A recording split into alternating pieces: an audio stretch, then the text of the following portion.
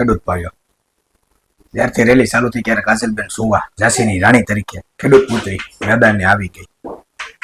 આપણા ગુજરાતમાં 1000 જેટલા ન્યૂઝ વાળા છે, કોઈ આવ્યા શું કામે?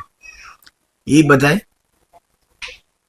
મોદી કાકાના ભાણિયા થઈ, એટલે નહીં આવે, કોઈ દી નહીં આવે. જયારે ખેડૂત હાસા હશે તોય નહીં આવે. આ એક જ એવી છે કાજલબેન સુવા, ગુજરાત અવાજને મીડિયા કરવી. ગુજરાતને ગમે ત્યારે તકલીફ પડે અને ખડે પગે ઊભી હોય. એની ઉંમરે 2 થી 25 વર્ષની ઉંમર છે, પણ એને ખેડૂત પુત્રીનું બિરુદ અને ઝાંસીની રાણી તરીકે અત્યારે ઓળખાય છે. કાલે રાતે રસ્તામાં જ્યાં ખેડૂત ભાઈઓ હોતા હતા, આરામ કરતા હતા, જ્યાં રસોડા કર્યા, ન્યાય સુખ દુઃખની વાતો કરી, કઈ અટવાનું નથી, આ છે તે છે. સવારે હાઈવે ઉપર આવી ગયા કે પોલીસ કર્મી લુખાગીરી નથી કરતા ને, કરતા હોય તો લાઈવ થઈ બતાવવા થાય. એ માટે એક જ જનૂનથી રડે.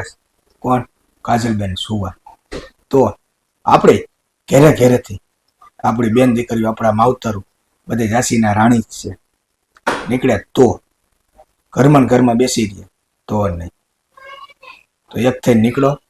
જ્યાં સુધી આપણો હક ન આપે ત્યાં સુધી આંદોલન ચાલુ રહેવાનું છે. અને ભાજપના ઊંડ ભક્તો સુધી વિડીયો પુગાડો, એટલે એની ખબર પડે કે નહીં, હજી એકતા તો છે જ. આ જગતનો તાજ છે.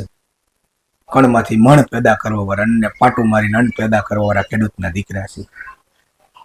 જઝા કરીને નાવડીના જય જવાન, જય કિસાન, જય ખેડૂત.